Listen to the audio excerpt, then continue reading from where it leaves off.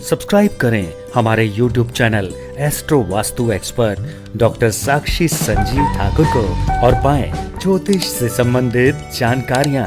साथ ही bell icon को दबाना ना भूलें। राधे राधे दर्शकों, मैं साक्षी ठाकुर बहुत बहुत स्वागत करती हूँ आपका इस बेहद खास प्रोग्राम। जिसका नाम है क्या कहते हैं, आपके सितारे। तो दर्शकों, आपकी बड़ी बड़ी समस्याओं के छोटे छोटे उपाय लेकर हम लोग रोज आपसे मिलते हैं, आपके जीवन से जुड़ी हर समस्या का समाधान करते हैं। तो मेरे प्यारे दर्शकों, आज मैं आपसे बात करूंगी तुला राशि की, और 2022 में तुला राशि वालों के लिए क्या खुशियां, क्या सौगात लेकर आ रहा है 2022। और उससे पहले हम बात कर लें कि 2022 का साल जो है वो किसके लिए फेवरेट है, किसके लिए बहुत अच्छा है। तुला राशि के लिए तो बहुत अच्छा है ही है, साथ में वृषभ राशि वालों के लिए भी है। और जिन लोगों के जो मूलांक जो है वो 3 है, 6 है, 9 है और 5 है, उन लोगों के लिए भी बेहद बेहद खास रहने वाला है 2022 का साल। अब तुला लगन वालों की बात करें, तुला राशि वालों की बात करें, तो मैंने आपको बताया कि 2022 का साल जो है वो वुमेन्स का साल रहेगा। और वुमेन क्या है, 2022 222 2 2 2 3 बार अगर हम जोड़ेंगे 2 को तो नंबर आएगा 6, और 6 नंबर है वीनस का। वीनस है शुक्र प्रधान साल रहेगा और औरतों का साल रहेगा। जी हाँ, औरतें जो है बड़ा बढ़ चढ़कर हिस्सा लेंगी, औरतें जो है बहुत आगे बढ़ेंगी। हमारे देश का पूरे विश्व में जो है वो नाम होगा। उसका प्रत्यक्ष उदाहरण जो है आप लोगों ने देख ही लिया कि मिस यूनिवर्स का जो खिताब है वो हरमीत कौर को जो है मिला है। तो यहाँ पर जो है मैं आपको बताना चाहूंगी कि मिस यूनिवर्स आपको यहाँ पर देखिए कितना बढ़िया खिताब हमें मिला है, और ये कितने सालों के बाद जो है ये हमें जो है ताज मिला है। तो दर्शकों, अब कैसा रहेगा 2022 का साल तुला लगन वालों के लिए। तो तुला लगन वालों की अगर हम बात करें तो ये बड़े शौकीन किस्म के होते हैं, तोल मोल कर बोलते हैं, बैलेंस करना जानते हैं। माँ को किस तरह से पटा के रखना है, बीवी को किस प्रकार से पटा के रखना है, दोनों का बैलेंस करते करते कई बार ये जो है खुद इम्बैलेंस भी हो जाते हैं। तो यहाँ पर इनकी लाइफ में थोड़े से उतार चढ़ाव जो है वो आते हैं। इनको ये पता होता है कि किससे किस प्रकार से बात करनी है। ये जो इनके अंदर एक टेक्निक होती है, ये बड़ी जबरदस्त होती है। तो ये जीवन में बड़े तरीके से चलते हैं, पैसों को भी। लेकिन लग्जरी की जहां पर बात आती है, जहां पर कपड़ों की बात आती है, जहां पर सुंदरता की बात आती है, वहां पर ये कॉम्प्रोमाइज नहीं करते। वहां ये ब्रांडेड चीजों की तरफ बड़ी जल्दी अट्रैक्ट हो जाते हैं। इनके जो प्रोफेशंस होते हैं वो मीडिया से रिलेटेड होते हैं, एडवर्टाइजिंग, मीडिया जो है, और जो जितना भी फिल्मी करियर वगैरह है इनके लिए बहुत अच्छा रहता है। बुटीक और ब्यूटी से रिलेटेड सर्विसेज ये इनके लिए बहुत बढ़िया रहती हैं। तो तुला लगन वालों की अगर हम बात करें तो अब हम देखेंगे कि तुला लगन में वृश्चिक राशि में राहुदेव, वृश्चिक राशि में केतुदेव चल रहे थे, आपको पता होना चाहिए।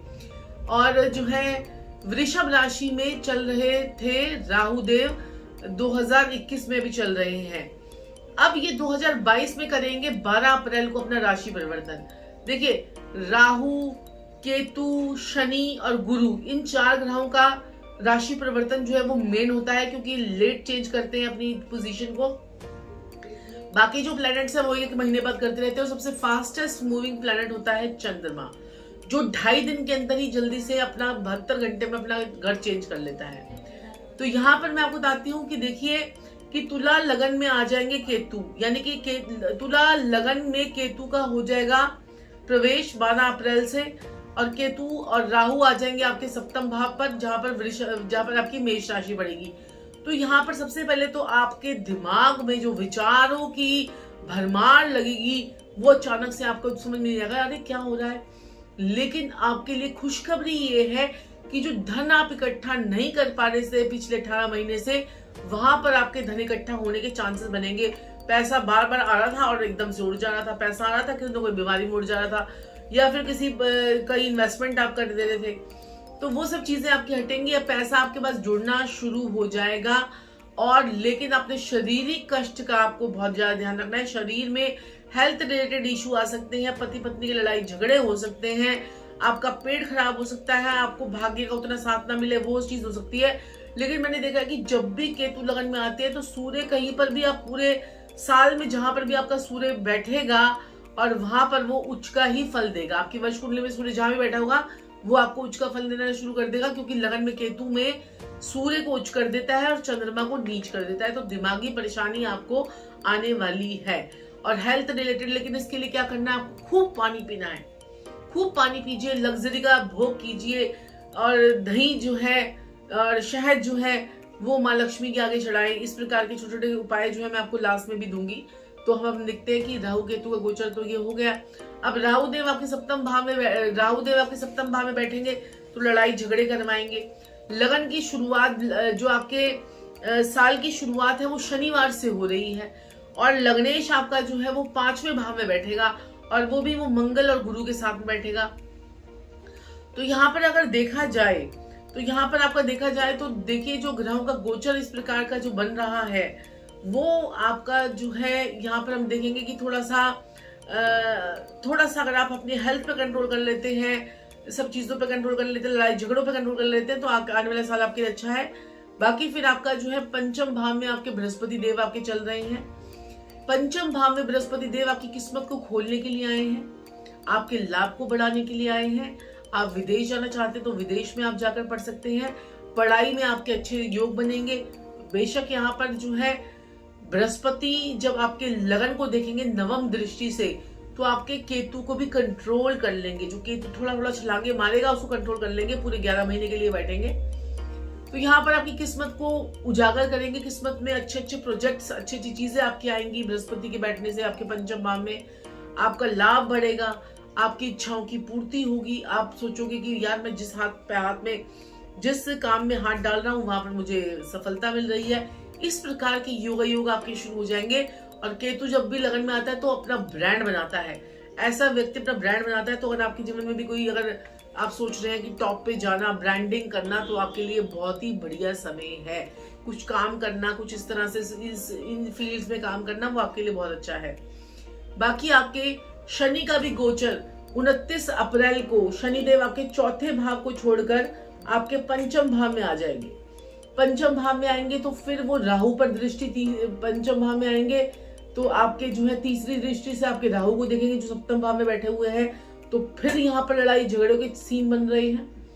मतलब अब तो पति पत्नी आपस में मिलजुल कर रहे, कोई नई इन्वेस्टमेंट्स की अगर हम बात करें, या हम ये बात करें कि हमारी कुछ पार्टनरशिप की बात है, या पति पत्नी के लड़ाई झगड़े हैं, उन सब चीजों से आपको बचकर चलना है।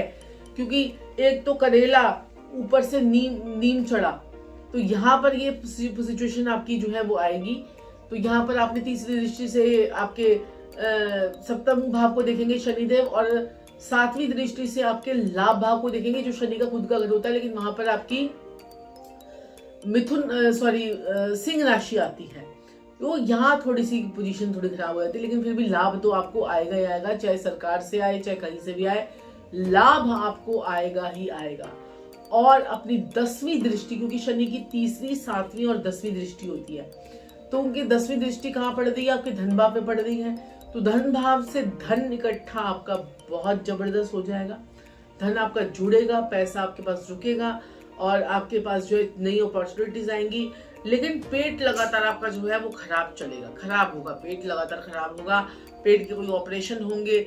लेकिन धर्म कर्म के काम आप करते रहेंगे तो ये आपके साथ में पूरा साल की पोजीशन ही चलती रहेगी। बाकी जो ग्रह आपके आसपास में चलेंगे उनका जो है वो अलग फल आपको हर महीने हम देते रहेंगे। तो दर्शकों, यहाँ पर ऑन द होल अगर हम देखा जाए तो पढ़ने के लिए तो विद्यार्थियों के लिए बहुत ही बढ़िया समय है, शादी के लिए भी अच्छा समय है। लेकिन आपको थोड़ा सा शादी में आपको थोड़ी सी एडजस्टमेंट्स करनी पड़ेंगी यहाँ पर, क्योंकि लड़ाई झगड़े ना हो। वैसे सप्तम भाव में राहु आके आपके अचानक शादी करवा देगा, अचानक से कोई रिश्ता दिलवा देगा, या आपके साथ में अचानक धोखा भी हो सकता है। इस चीज का भी आप ध्यान रखिएगा कि राहु की कुंडली में आपकी पोजीशन जो है वो खराब हो। तो दर्शकों, इसके लिए सबसे बड़ी बात तो ये है कि आपको अपनी कुंडली का विवेचन जरूर करवाना चाहिए। कुंडली अगर अच्छी होगी तो आपके सारे ग्रह अच्छे होंगे, अच्छी तरह से काम करेंगे। कुंडली में कोई दिक्कत परेशानी होगी तो ग्रहों से रिलेटेड आपको परेशानी आपको आएगी। तो दर्शकों, अपनी कुंडली का विवेचन करवाएं। और अब उपाय क्या करने हैं, माँ लक्ष्मी के बीज मंत्रों का आपको जाप करना है। श्रीम श्रीम श्रीम का भी जाप कर सकते हैं। दूसरा आपने क्या करना है, शुक्रवार एक देसी घी 1 चम्मच 2 चम्मच जितनी आपकी 100 ग्राम आपकी श्रद्धा अनुसार वो देसी घी आपको मंदिर में माँ लक्ष्मी के आगे रख कर आना है। मखाने की माला माँ लक्ष्मी को चढ़ानी है, कमल का फूल माँ लक्ष्मी को चढ़ा सकते हैं। शुक्रवार खीर बनाकर आप छोटी छोटी कन्याओं को बांट सकते हैं। तो ये आप अब ये करते हैं, अपने लग्नेश को स्ट्रांग करते हैं, तो आपका लग्नेश और स्ट्रांग होकर आपको बहुत बढ़िया आपको फल देता रहेगा। तो दर्शकों, आज के लिए इतना ही, फिर आपसे मुलाकात होगी। लेकिन मैं आपको बताना चाहती हूँ 2022 का साल बहुत खास रहने वाला है।